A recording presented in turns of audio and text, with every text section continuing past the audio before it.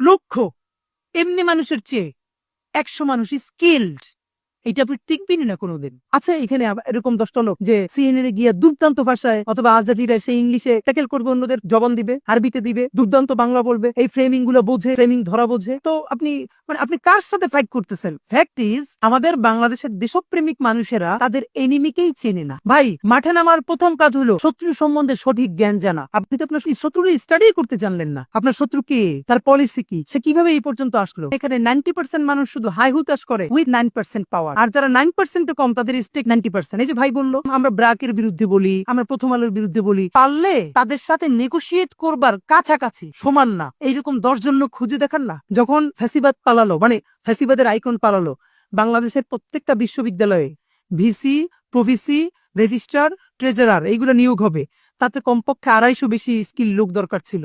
মানে স্ক্যানার দিয়েও খুঁজে পাওয়া যাইতেছিল না। তারপরে স্কিল রিপিট করবেন কি দিয়ে ভাই? তো চলেন, আমার এই বকাচকা চিল্লাপাল্লার মধ্য দিয়ে যদি আমার সাথে রাকুইরাও এমন 10 জন মানুষ আজকে ওয়াদা নিতে পারে, যা মাদ্রাসায় তো পড়ি, এমন আরবি শিখবো যে ফাটাই ফেলবো, শুধু কেতাবি আরবি না। আপনার আজকে যে মিছিল, আপনারা আমরা মাইক্রোফোন ধরবো, এই মিছিলের 3 মিনিটে ব্রিফ আপনি আরবিতে বলে দিবেন, যেটা আল জাজিরায় পাঠানো সম্ভব, সিএনএন এ পাঠানো সম্ভব, মধ্যপ্রাচ্যের ইগুলোতে, এম্বাসিগুলোতে পাঠানো সম্ভব।